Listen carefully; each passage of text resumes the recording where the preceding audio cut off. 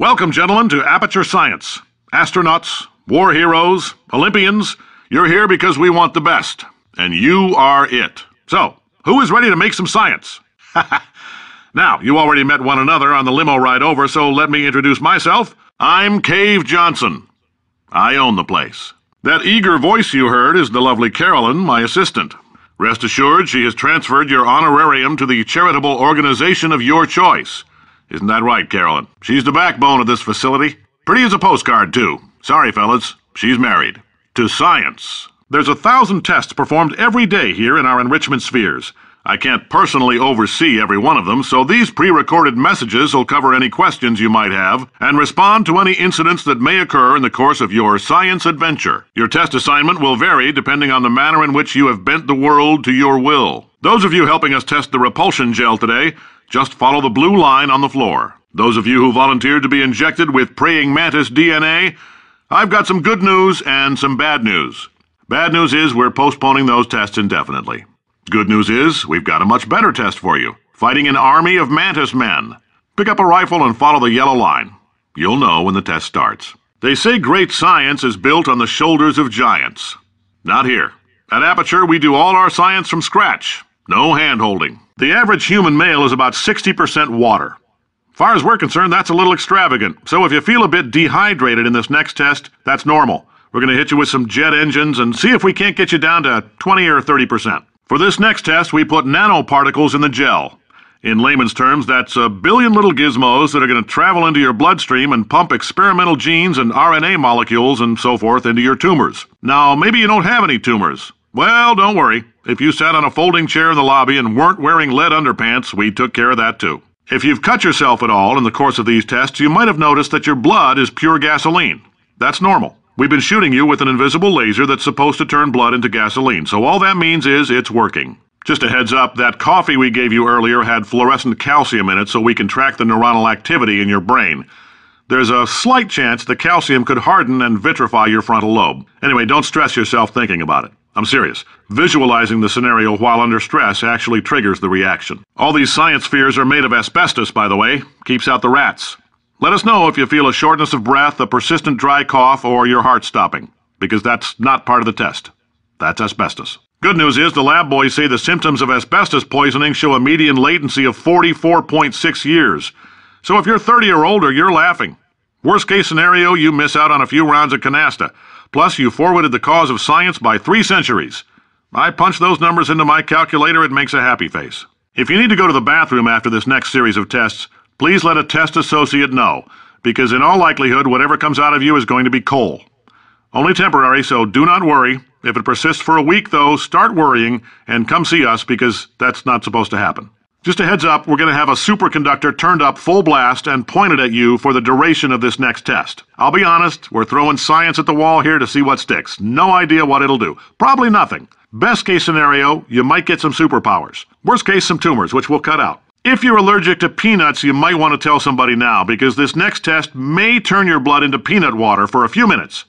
On the bright side, if we can make this happen, they're going to have to invent a new type of Nobel Prize to give us, so hang in there. Now, if you're part of control group Kepler-7, we implanted a tiny microchip about the size of a postcard into your skull. Most likely you've forgotten it's even there. But if it starts vibrating and beeping during this next test, let us know, because that means it's about to hit 500 degrees, so we're going to need to go ahead and get that out of you pretty fast. All right, we're working on a little teleportation experiment. Now, this doesn't work with all skin types, so try to remember which skin is yours, and if it doesn't teleport along with you, we'll do what we can to sew you right back into it. Ha! I like your style. You make up your own rules, just like me. Bean Counter said I couldn't fire a man just for being in a wheelchair. Did it anyway. Ramps are expensive. The lab boys just informed me that I should not have mentioned the control group.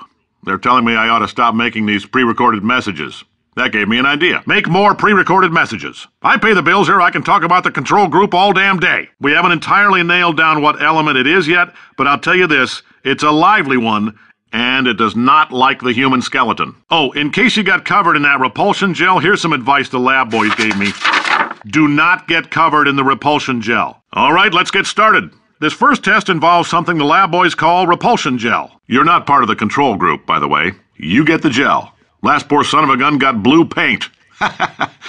All joking aside, that did happen. Broke every bone in his legs. Tragic, but informative. Or so I'm told. I'm telling them, keep your pants on. All right, this next test may involve trace amounts of time travel. So, word of advice, if you meet yourself on the testing track, don't make eye contact.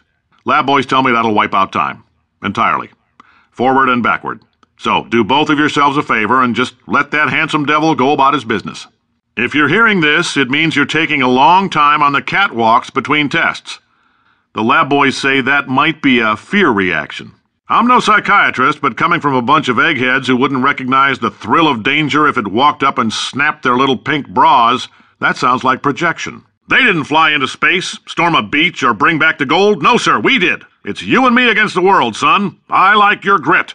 Hustle could use some work, though. Now let's solve this thing. Not you, test subject. You're doing fine. Yes, you. Box your stuff. Out the front door. Parking lot. Car. Goodbye. Science isn't about why. It's about why not. Why is so much of our science dangerous? Why not marry safe science if you love it so much? In fact, why not invent a special safety door that won't hit you on the butt on the way out, because you are fired? Congratulations! The simple fact that you're standing here listening to me means you've made a glorious contribution to science. As founder and CEO of Aperture Science, I thank you for your participation and hope we can count on you for another round of tests. We're not going to release this stuff into the wild until it's good and damn ready, so as long as you keep yourself in top physical form, there'll always be a limo waiting for you. Say goodbye, Carolyn. She is a gem. Right.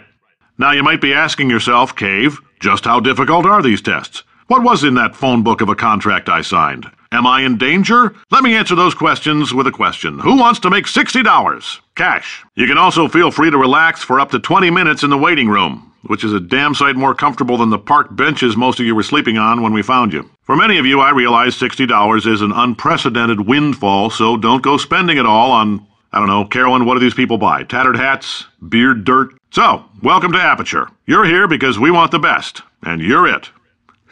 Nope. Couldn't keep a straight face. Anyway, don't smudge up the glass down there. In fact, why don't you just go ahead and not touch anything unless it's test-related. Greetings, friend. I'm Cave Johnson, CEO of Aperture Science. You might know us as a vital participant in the 1968 Senate hearings on missing astronauts, and you've most likely used one of the many products we invented, but that other people have somehow managed to steal from us. Black Mesa can eat my bankrupt. The testing area is just up ahead. The quicker you get through, the quicker you'll get your $60. Carolyn, are the compensation vouchers ready? This on? Hey, listen up down there. That thing's called an elevator, not a bathroom. Great job, astronaut, war hero, and/or Olympian. With your help, we're gonna change the world. If you're interested in an additional $60, flag down a test associate and let them know. You could walk out of here with 120 weighing down your bindle if you let us take you apart, put some science stuff in you, then put you back together, good as new. In case you're interested, there's still some positions available for that bonus opportunity I mentioned earlier. Again, all you gotta do is let us disassemble you. We're not banging rocks together here. We know how to put a man back together. So, that's a complete reassembly. New vitals, spit shine on the old ones, plus we're scooping out tumors. Frankly, you ought to be paying us. Thank you, I can't believe I'm thanking these people, for staggering your way through Aperture Science's propulsion gel testing. You've made some real contributions to society for a change, and for that, humanity is grateful. If you had any belongings, please pick them up now. We don't want old newspapers and sticks cluttering up the building. Welcome to the Enrichment Center. Since making test participation mandatory for all employees, the quality of our test subjects has risen dramatically. Employee retention, however, has not. As a result, you may have heard we're going to phase out human testing. There's still a few things left to wrap up, though. First up, conversion gel. The bean counters told me we literally could not afford to buy $7 worth of moon rocks, much less 70 million. Bought them anyway, ground them up, mixed them into a gel. And guess what? Ground up moon rocks are pure poison. I am deathly ill. Still, it turns out they're a great portal conductor. So now, we're going to see if jumping in and out of these new portals can somehow leach the lunar poison out of a man's bloodstream. When life gives you lemons, make lemonade. Let's all stay positive and do some science. That said, I would really appreciate it if you could test as fast as possible. Carolyn, please bring me more pain pills. All right, I've been thinking. When life gives you lemons, don't make lemonade. Make life take the lemons back. Get mad! I don't want your damn lemons! What am I supposed to do with these? Demand to see Life's manager. Make Life rue the day it thought it could give Cave Johnson lemons. Do you know who I am? I'm the man who's gonna burn your house down with the lemons. I'm gonna get my engineers to invent a combustible lemon that burns your house down. The point is, if we can store music on a compact disc, why can't we store a man's intelligence and personality on one? So I have the engineers figuring that out now. Brain mapping, artificial intelligence. We should have been working on it 30 years ago. I will say this, and I'm going to say it on tape so everybody hears it 100 times a day. If I die before you people can pour me into a computer, I want Carolyn to run this place. Now she'll argue. She'll say she can't. She's modest like that, but you make her. Hell, put her in my computer. I don't care. All right, test's over. You can head on back to your desk.